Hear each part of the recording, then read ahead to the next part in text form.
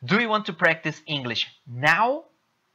I'm sorry, this video is going to be in Portuguese. Hoje eu vou falar em português porque esse vídeo é dedicado às pessoas que estão começando a falar inglês. Eu vou falar sobre 8 pontos importantes para se saber antes de começar o estudo do idioma.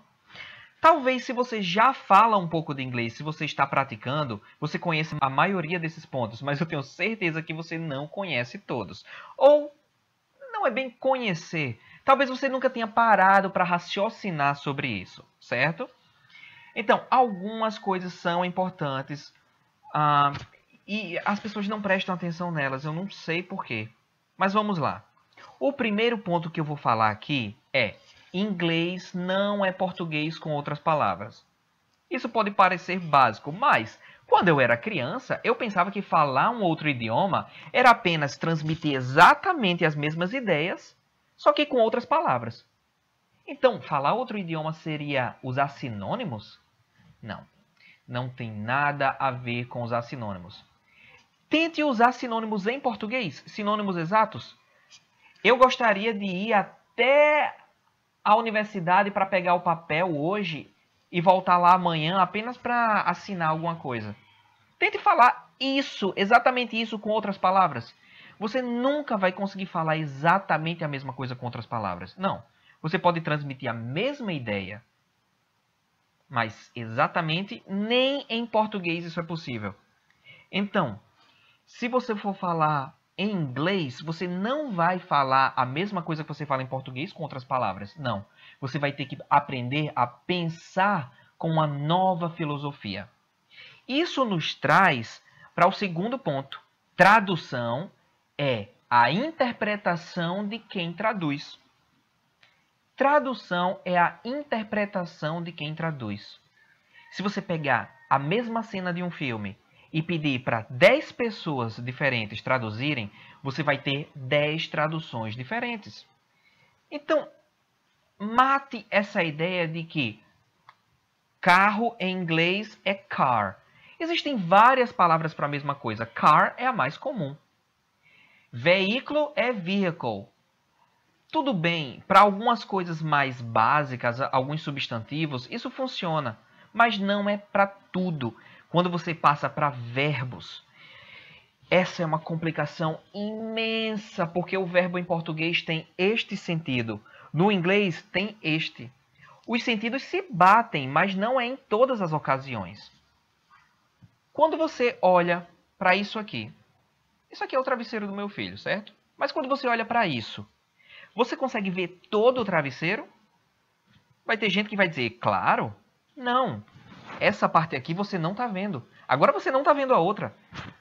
Então, às vezes, a mesma palavra em português é usada com um sentido porque nós visualizamos apenas uma parte dele.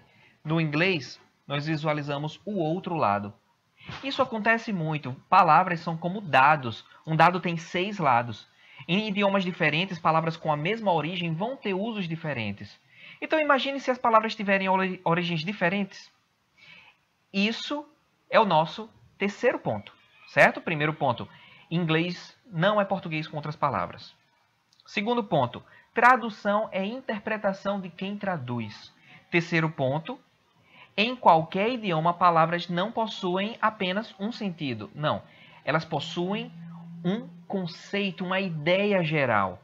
E dessa ideia geral, nós podemos olhar por esse lado, usar em uma situação, por outro, por outro, por outro. Então, existem vários ângulos para a mesma palavra, para a mesma expressão. Certo? Quarto ponto. Um problema do inglês é que o inglês não é uma língua fonética. O que você escreve não é o que você fala. No português, nós aprendemos B, A, ba, ba. B é bé, bé. No inglês, B-A, be, bé, ba. C-A, ca, ca, K. Não sei. C-H-A, chair. Na palavra chair é church. Mas na palavra chameleon, C-H-A tem som de k, chameleon. Então você não escreve do jeito que você fala e você não fala do jeito que você escreve. É diferente do português. Então, as crianças nos Estados Unidos, na Inglaterra, na Austrália, Canadá, etc., elas não aprendem o beabá. Não existe o beabá em inglês. Elas aprendem que A is for apple. B is for Batman. Sei lá. Elas vão sempre achar uma palavra que inicia com aquela letra. As crianças aprendem o alfabeto. Então, as crianças sempre veem a figura, a palavra completa e alguém pronuncia.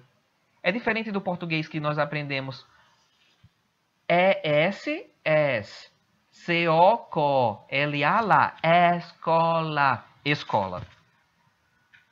No inglês isso não existe, infelizmente. Nós temos que aprender palavra por palavra. Não é que você vai pegar listas de palavras e decorar. Não. Simplesmente você tem que ouvir a rádio, ouvir filmes, assistir séries de televisão, conversar com pessoas, porque assim você vai pegando os sons de palavras ao longo do tempo, de forma relaxada e divertida também. Quinto ponto. Inglês tem basicamente duas origens. São duas origens as mais importantes. Origem anglo-saxã e origem latina, principalmente do francês. Francês é uma língua latina, assim como o português. Então, as palavras latinas parecem com as palavras em português. Eu posso dizer, por exemplo, a palavra educação, que em inglês tem um correspondente, education. Preste atenção, eu não estou ensinando tradução.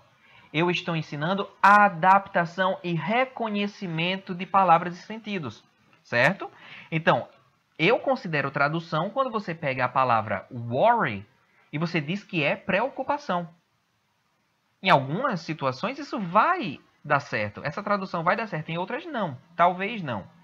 Então, mas se você pegar preoccupation e preocupação, certo? Essas duas palavras vêm do latim. Elas têm a mesma base, a mesma ideia, o mesmo conceito. As aplicações às vezes podem ser diferentes entre palavras latinas no inglês e palavras latinas no português, mas quase sempre são a mesma coisa. Então, nós temos educação, education, educacional, educational, educativo, educative, educador, educator. Então, nós vamos ter variações dessas palavras. Prestem atenção. A pronúncia pode ser diferente entre um país e outro, entre um estado de um país e outro, entre uma província e outra. A sílaba tônica, a parte forte da palavra, pode ser diferente. Inglês não é fonético, certo? Então, quando nós temos palavras de duas origens, as palavras anglo-saxãs vão ser sempre mais difíceis de aprender e lembrar depois, porque elas são completamente diferentes das palavras em português. Mas as palavras latinas são muito facilmente lembradas, porque elas têm sufixos e prefixos parecidos.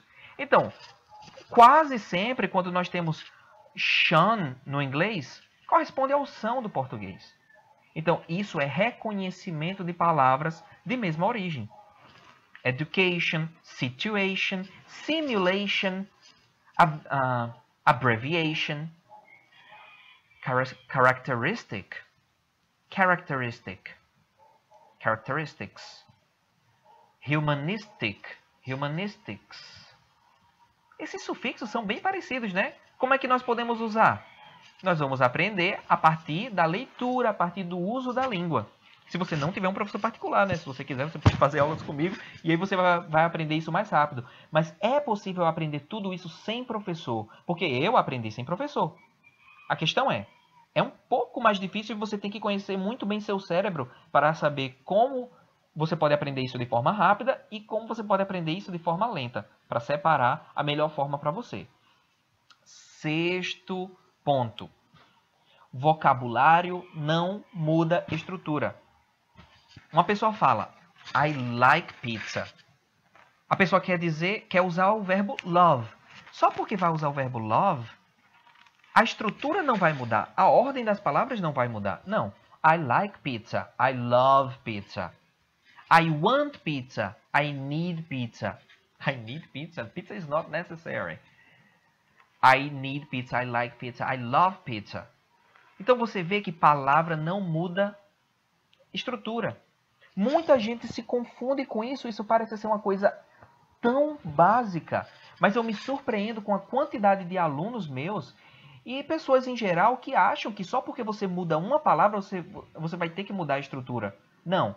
Se as palavras forem do mesmo tipo, da mesma classificação, todas as palavras são verbos. Verbos comuns. Like, need, study. I study English. I like pizza. A ordem vai ser a mesma. Então, estrutura é uma coisa, vocabulário é outra. Foque primeiro na estrutura do idioma. Focando na estrutura, você vai conseguir usar palavras novas assim que você aprender a palavra. Você aprende a palavra e já sabe usar. Se você aprender vocabulário e não souber a estrutura, você vai conhecer muitas palavras soltas e nunca vai conseguir se expressar. É isso que as escolas normalmente fazem. Elas ensinam vocabulário, mas não ensinam a você usar sua inteligência para aplicar o vocabulário e expressar o que você está pensando. E essa é uma tristeza, uma coisa que eu vejo assim, que me desanima muito. E me anima muito também porque eu posso fazer a diferença para algumas pessoas, não é? 7º ponto. Inglês não possui todas as formas verbais que o português possui. Eu como, eu comi, eu comia, eu comera, eu estou comendo, eu tenho comido. Ele quer que eu coma. Ele gostaria que eu comesse. Quando eu comer, eu comerei, eu comeria. E quem aprende português sofre, mas sofre muito. Porque o português é muito difícil quanto a conjugações. Esse é o ponto do português mais complicado de todos, eu acho. Conjugação e também gênero com número. Porque nossos adjetivos mudam com gênero e número. Bom, boa, bons, boas. No inglês, good. Acabou, é simples. Então, inglês não possui todas as formas verbais que o português possui. Como é que eles conseguem transmitir todas essas possibilidades temporais? Eles reciclam a mesma estrutura para várias situações. Eu posso dizer I eat. Eu posso dizer if I eat. Nós não vamos dizer eu como se eu comer. Como comer de formas diferentes. Não, para eles é igual. O que muda é o if no começo. Se eu vou falar do futuro, futuro no inglês não existe como conjugação. A ideia de futuro existe. Gramaticalmente, futuro não existe. O que nós fazemos é usar palavras do presente para representar o futuro. I am eating now. I am eating tomorrow. I am going now. I am going tomorrow. I am going to eat tomorrow. I will eat tomorrow. Will é um verbo modal como qualquer outro. Os verbos modais existem no presente e no passado. Can, could, will, would, may, might. Will, would. Então, will, I would like, I will do this. O verbo é no presente, mas a ideia transmitida é futura. Então, nós reciclamos o presente para falar do futuro. Nós reciclamos o passado para falar sobre situações impossíveis que só poderiam acontecer em outras situações. Eu não posso viajar agora, mas se eu pudesse, eu viajaria para tal lugar. Nós usamos o passado para falar sobre essas situações hipotéticas no inglês, certo? Então, as conjugações são diferentes. Nunca pense que você vai dizer, como é que eu digo eu comia em inglês? Não, esqueça o português. Aprenda que no inglês nós podemos dizer I ate, I have eaten. É alguma coisa que aconteceu no passado, mas que deixa alguma consequência para a nossa vida. Então, é outra filosofia. I was eating in a specific moment. Essa associação de português e inglês para traduzir é um problema enorme e só faz o aprendizado se tornar mais devagar. Eu sempre digo, me desculpem as professoras de português, mas é porque na minha experiência eu nunca tive aluno que fosse professor de português, mas eu tive professoras de português querendo aprender inglês e foram as pessoas mais complicadas para aprender alguma coisa, as pessoas mais bloqueadas. Por quê? Porque no lugar da pessoa que já é uma professora simplesmente tentar aprender uma filosofia nova, não queria usar o português para aprender inglês. Então, what's your name? Peraí, eu tenho que usar o possessivo, mas é adjetivo possessivo ou é pronome possessivo? No inglês é adjetivo possessivo porque vem antes do substantivo. Então, my, o substantivo aqui é name, my name. Aí eu tenho o verbo de... Quando ela fosse terminar de fazer toda essa análise gramatical de my name is Socorro, my name is Alessandra, não sei, qualquer nome. Uma pessoa normal que não sabe muito bem o português, que é analfabeta no português, já teria dito my name is Jonas. Então, pessoas que pensam demais analisando pelo que já conhecem, têm um aprendizado muito lento. Quem tem cabeça limpa, como um aluno meu, Stephenson, vocês vão conhecer ele aqui no meu canal. O cara brinca, o cara entra na brincadeira, ele não sabe falar uma coisa, ele mexe os braços, ele faz um som, ele faz miau, alguma coisa, mas ele transmite a ideia. E depois de transmitir a ideia, eu ajudo com que ele ache a palavra certa no inglês. Eu ensino as palavras. Então, uma pessoa que brinca, que quer se comunicar, aprende muito mais rápido do que quem analisa e traduz tudo para o português.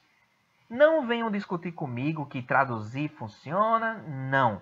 Funciona em 50 anos. Se você quer resultado mais rápido, demore um pouquinho mais no começo para aprender a pensar em inglês, que depois de 3 meses, quando você aprender a pensar em inglês, você dispara e não tem mais metodologia de segunda mão que te pare, certo? E o último passo é... O último ponto. Você deve ser como um bebê. Isso é a mesma coisa que eu estava falando antes. Stephenson, quando ele não sabe de uma palavra, ele não tenta traduzir para o português. Um bebê não tenta traduzir para bebenês. Gugu dadá, gugu. Ai, ai, ai, ai, ai, mamãe. Não, o bebê não vai parar para tentar traduzir e analisar alguma coisa. Ele vai tentar falar alguma coisa que a outra pessoa entenda. Então, se o bebê aprendeu a dizer mamãe, ele quer a mãe dele, ele vai dizer mamãe. Depois ele vai aprender a dizer eu quero mamãe. Eu quero a minha mãe. Eu gostaria de saber onde a minha mãe está. Um bebê não vai começar falando eu gostaria de saber onde a minha matriarca se encontra neste momento. Não. O bebê vai dizer apenas mamãe, mamãe, mamãe. Então, seja como um bebê, não tente ir morar em uma casa antes da casa ter teto. Construa as paredes, coloque as portas e janelas, faça o piso, coloque o teto, dê o acabamento e aí você vai poder morar na casa. No começo, nós vamos poder apenas olhar a casa de fora, certo? Nós não vamos poder morar e nos sentir confortável. Não, se você começa a morar em uma casa quando ela ainda não está pintada, quando ainda não tem piso, você vai ter que aguentar isso. Então, você falar um idioma no começo é morar em uma casa que não está pronta. Você tem que ser como um bebê, aceitar que você não sabe e não tentar traduzir para um outro idioma. Não, apenas tentar passar a ideia e compreender a ideia pelo que você olha. Talvez seja por isso que os bebês estão sempre com os olhos esbugalhados. Eles estão tentando entender o mundo através do que eles veem, do que eles ouvem, do que eles sentem com a pele. Frio. Estou com frio. A temperatura está muito baixa, provocando a sensação térmica de frio. Não, um bebê nunca vai falar assim. Então, para repetir, finalizar, os pontos são: primeiro, inglês não é português com outras palavras. Segundo, tradução é interpretação de quem traduz. Terceiro, em qualquer idioma, palavras não possuem um sentido específico. Não, sentido geral, aplicado a situações. Quarto, o que você escreve não é o que você pronuncia no inglês. Então, concentre-se no som, não na escrita, primeiramente. 5. Inglês tem basicamente duas origens. Anglo-saxã, palavras completamente diferentes do português, rust. E latina, provenientes basicamente do inglês, do francês, desculpe. Oxidation. Rust, oxidation. Oxidation é fácil de entender. Vá por esse caminho. 6. Vocabulário não muda estrutura. I really love English. I really like English. Não mudou nada. 7. Inglês não possui todas as formas verbais que o português possui. Então, o português possui muito mais. Mais de 60. Inglês possui pouquíssimas. 8. Você deve ser como um bebê. Bebê não traduz nada para outro idioma. Ele apenas encara o mundo e tenta interpretar com as palavras que ele está aprendendo aos pouquinhos. Ah, e uma outra dica, eu tinha esquecido dessa. E essa eu acho que é a mais importante de todas. Tenha fones de ouvido. Se você não sabe, som de televisão não é tão bom para começar a aprender um idioma. Eu não sei se você já percebeu, mas nas minhas TVs até hoje eu sempre percebi que se eu escuto música com fone de ouvido, eu escuto todos os instrumentos. Mas quando eu escuto na televisão, algum dos instrumentos some. Normalmente alguma parte da bateria some, ou o som do baixo some, ou de uma das guitarras. Televisão, televisores, não tem som tão bom. Home theater, se você tem um, tudo bem, use. Só que nada melhor do que você eliminar os sons externos e escutar com fones de ouvido. A questão é, isso é para o início. Se você não quiser ficar dependente dos fones de ouvido para o resto da vida, comece a treinar, usar a televisão normal, assistir longe da televisão e tudo mais, para que, mesmo com som abafado, você consiga entender o que as pessoas falam. Então, quando você escuta alguma coisa na TV ou em um aparelho de som, é como se você estivesse escutando assim. E quando você tira daquilo e coloca os fones de ouvido, é como se você estivesse ouvindo a voz bem mais limpa. Experimente escutar alguns dos meus vídeos em que eu falo em inglês pelo som do seu computador normal, se você tem um laptop, pelo som do laptop, se for pelo celular, pelo som do celular, e depois coloque o fone de ouvido. Faça esse teste. Pode fazer até mesmo com esse, mas em português você não vai perceber tanta diferença. No inglês você vai. Teste e depois perceba que isso vai, digamos assim, revolucionar o seu aprendizado do inglês. Pelo menos para a questão de ouvir, do listening. Para mais dicas como essa, assistam meus outros vídeos no meu canal. Curtam meu canal no Facebook, eu também coloco meus vídeos lá. Vocês podem se comunicar comigo por lá. Podem se comunicar comigo também através do WhatsApp, eu vou colocar o número aqui. E se quiserem aulas pelo Skype, podem usar também o Hangout do Google. Podem usar o Facebook, porque no Facebook também dá para ter aulas através de vídeo. Falem comigo, façam a primeira aula experimental e aí nós começamos a fazer aulas periódicas. 1 vez por semana, 2 vezes por semana, 3 vezes por semana, 1000 vezes por semana, dependendo da disponibilidade de cada um. E aí nós começamos sobre os valores para organizar. O valor não é fixo, vai depender da quantidade de aulas que você quiser. Você pode fazer individualmente, claro, é um pouquinho mais alto, ou com um amigo, 2 amigos, que aí o preço vai baixando de acordo com a quantidade de pessoas. Certo? Então, me procurem, podem deixar perguntas sobre outros assuntos aqui embaixo. Bye, bye!